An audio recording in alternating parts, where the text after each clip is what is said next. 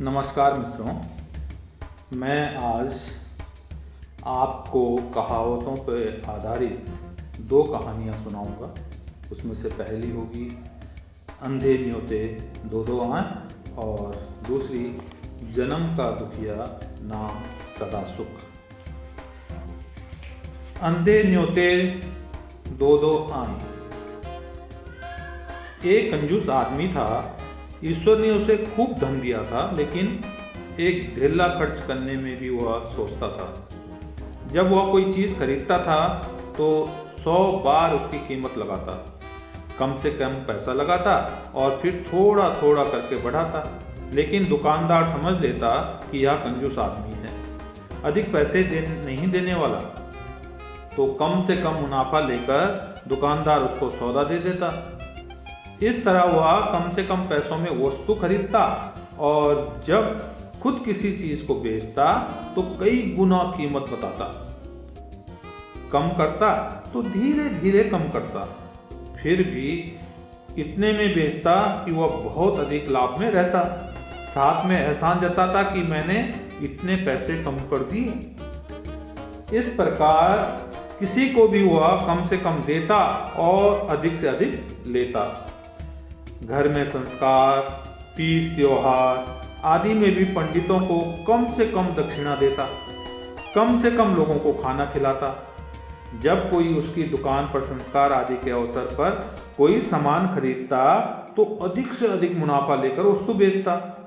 इस आदत से पूरा गांव ही नहीं बल्कि आसपास के गांव के लोग भी जानते थे। एक बार उसने अपने यहाँ अनुष्ठान किया। उसने गांव का ब्राह्मण न बुलाकर पास के गांव का ब्राह्मण बुलाया। जब वह ब्राह्मण से बात कर रहा था तो वह तुरंत भांप गया कि यह आदमी बहुत कंजूस है। इसलिए उसने उसी तरह दक्षिणा तथा अन्य बातों के बारे में बात की। पंडित ने सोच लिया कि जितना यह कंजूस बनता है उतना अधिक खर्च करवाना है। पंडित ने उस व्यक्ति को बताया कि कम से कम 15 ब्राह्मणों को भोजन तो कराना ही पड़ेगा। कंजूस व्यक्ति ने कहा, उनकी कम से कम खुराक कितनी बैठेगी? ब्राह्मण ने बताया कि बस यूं ही मन के 8। कंजूस का माथा ठनका। मन के 8, इसका क्या मतलब हुआ? पंडित बोला, आप भी बहुत भोले हैं जजमान, यानी 1 मन आटा की रोटी को 8 लोग खाएंगे। इतना सुनते ही जजमान के माथे पर पसीना आ गया। वह बोला, पंडित जी, कम से कम खुराक वाले ब्राह्मण के बारे में बताओ। पंडित फिर बोला, भाई इतना नहीं तो 20 सेर के 8 रख लो। वह बोला कि इतना भी अधिक है। ब्राह्मणों ने टटोलते हुए कहा, भाई 15 सेर के 8 रख लो। इस पर भी कंजूस व्यक्ति को बहुत अधिक लगा। अंत में पंडित ने कहा, तो एक तरीका है कि आप ब्राह्मणों को छोड़ो, एक पुण्य का काम बताते हैं। आप 10 अंधों को भोजन करा दो, उनकी आत्मा आपको सबसे अधिक आशीर्वाद देगी। और आप जानते ही हैं कि अंधों की खुराक साधारण आदमी के बराबर होती है। इस बात को उस व्यक्ति ने थोड़ा सोचा और राजी होते हुए बोला, यह तो ठीक है, लेकिन इतने अंधे मिलेंगे कहाँ? पंडित जी ने कहा, अंधों की व्यवस्था मुझ पर छोड़ दीजिए। कंजूस व्यक्ति पंडित जी की इस बात पर तैयार हो गया। अनुष्ठान में कई गांव के लोग आए। पंडित ने उन्हीं लोगों में अंधों को लाकर बिठा दिया। अनुष्ठान पूरा होने पर चरणामृत पंजीरी बांटा गया। अधिकतर लोग प्रसाद लेकर चले गए, खास थोड़े लोग रह गए। जब भोजन बनकर तैयार हो गया तो पंडित जी से कहा कि अंधों को भोजन के लिए बुला लो। जब उनको बुलाया गया तो 10 की जगह 20 लोग पहुंचे। कंजूस व्यक्ति ने देखा कि ये तो 20 लोग हैं, उनमें अंधे केवल 10 ही हैं, लेकिन 10 अंधे नहीं हैं। जो अंधे नहीं थे वे देखने में लग रहे थे कि इनकी खुराक बहुत होगी। उसने पंडित से कहा कि बात 10 अंधों की हुई थी, ये तो 20 लोग हैं। इस पर पंडित जी हंसते हुए बोले, जजमान, ये अंधे अलग अलग गांव से आए हैं, ये देख सकते नहीं, इनको रास्ता मालूम नहीं, तो यहाँ तक कैसे आते? इसलिए अंधों के साथ एक एक आदमी आया है। वहाँ घर, रिश्तेदार तथा आसपास गांव के खास लोग इकट्ठे थे। कुछ लोगों की इस बात पर हंसी निकल गई। इन्हीं में से किसी एक व्यक्ति ने कहा, अंधे न्योते दो दो आए। जन्म का दुखिया, नाम सदा सुख। इस कहावत पर आधारित एक छोटी कहानी सुने मित्रों। एक गरीब परिवार में लड़के का जन्म हुआ। उसका नाम सदासुख रखा गया।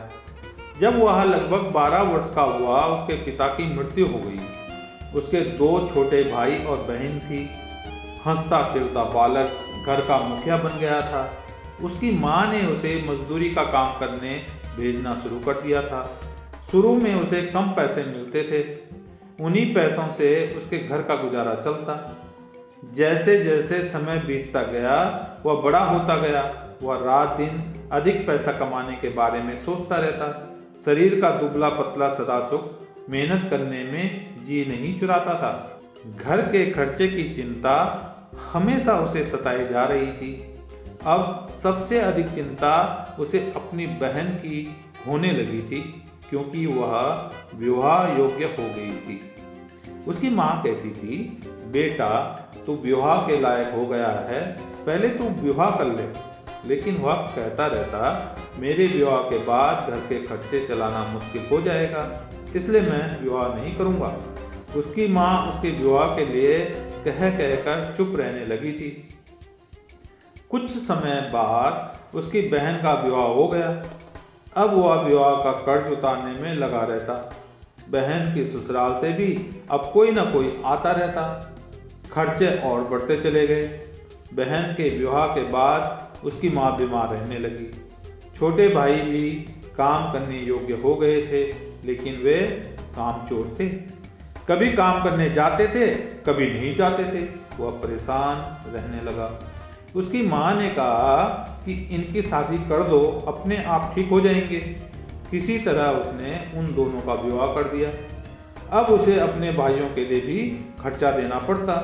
कुछ समय बाद दोनों भाई कमाने लगे और अपनी अपनी बहुओं को लेकर अलग हो गए।